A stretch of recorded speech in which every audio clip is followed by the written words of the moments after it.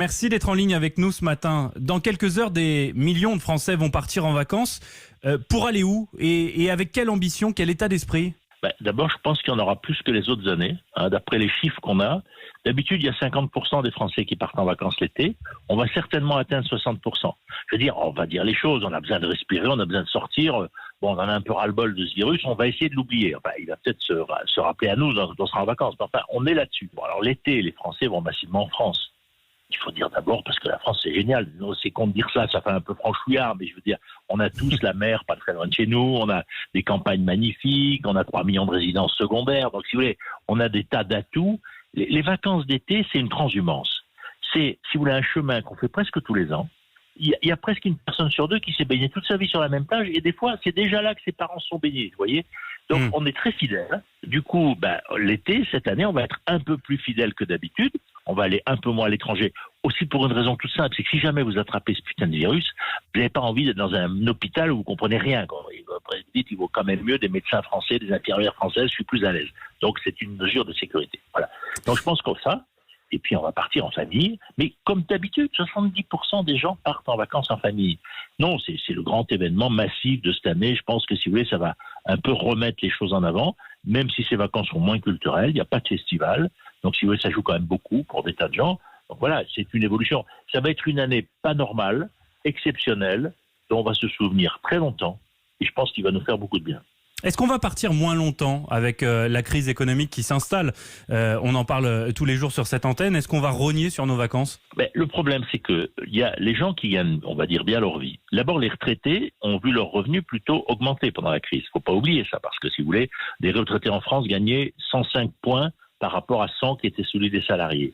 Là, on est sans doute passé à 110 parce que les salariés ont perdu. Donc les retraités, 25% des Français, ont des revenus pour partir en vacances.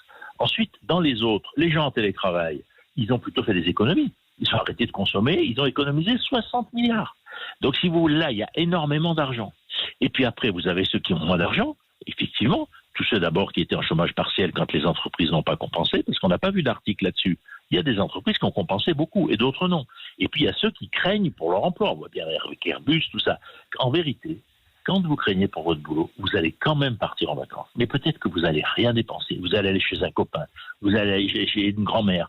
Si vous voulez, le fait de partir, ça se remet rarement en question. J'ai vu une étude il y a quelques années sur les chômeurs. On se rendait compte que ceux qui ne partaient pas, les chômeurs très populaires, mais ceux qui partaient, ils dépensaient moins. Notamment, ils allaient chez des potes.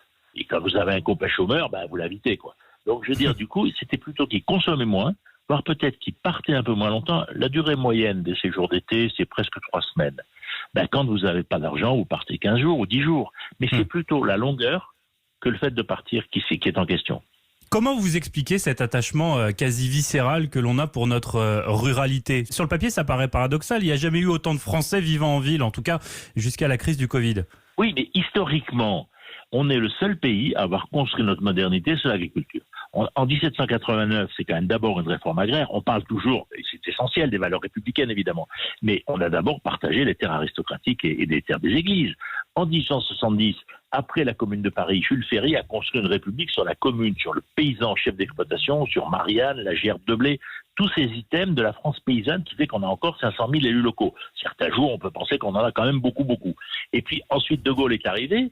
Il a dit, attendez, l'indépendance alimentaire de la France, c'est le nucléaire et la nourriture. Il avait raison. Un pays qui ne sait pas se nourrir n'est pas indépendant. Et c'est d'ailleurs ce qu'on a vu pendant la crise où on a pu se nourrir. Parce que le gaullisme nous avait donné l'indépendance alimentaire et on l'a toujours. Le nucléaire ne nous a pas servi à grand-chose pendant la crise. Et donc, si vous voulez, c'est ça qui fait qu'on a cela. Et en plus, on est passé de 3 millions de fermes, donc 3 millions de familles agriculteurs, à 500 000 aujourd'hui. 3 millions depuis l'après-guerre.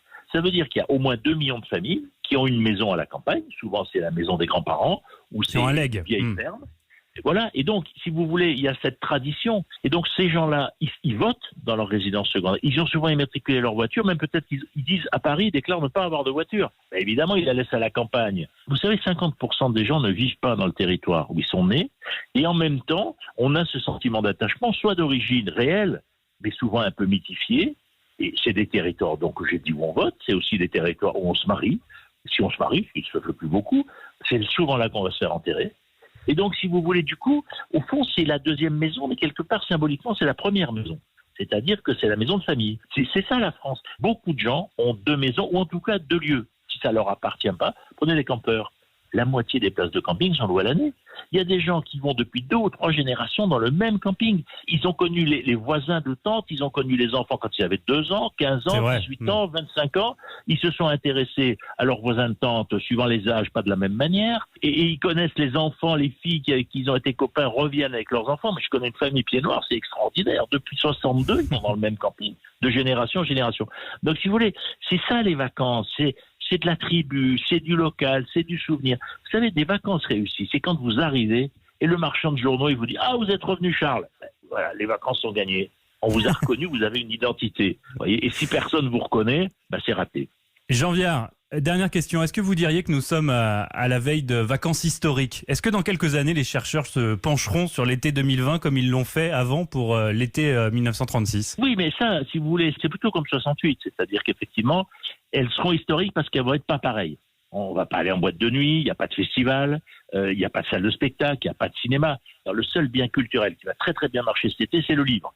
Bon, c'est bien la lecture, hein. Moi je suis éditeur, mais enfin je veux dire, à un moment c'est pas le seul plaisir dont on peut rêver, et ça va jouer. C'est des vacances un peu distanciées, on aura peur, est-ce qu'on va tellement se draguer ? Oui, mais enfin pas de la même manière. Donc, la vie sentimentale qui est quand même au cœur des vacances va être sans doute freinée, donc tout ça va être différent. Mais après, surtout la question, c'est qu'il faut qu'on se batte pour que le voyage reste au cœur. Vous savez, le voyage, c'est l'humanité qui fait communauté. Quand j'étais jeune, en 68, il y avait 60 millions de touristes internationaux. Aujourd'hui, il y en a 1,3 milliard. C'est ça qui fait qu'on est humain. C'est ça qu'on voit des Chinois, qu'on voit qu'il y a des tas de gens qui viennent en France. Il faut surtout pas empêcher le voyage mondial. C'est le cœur de la culture qu'on est en train de construire. Protégeons les transhumances d'été. Après, on peut polluer moins, on peut trouver d'autres règles. Mais surtout, protégeons ces moments essentiels de la vie humaine.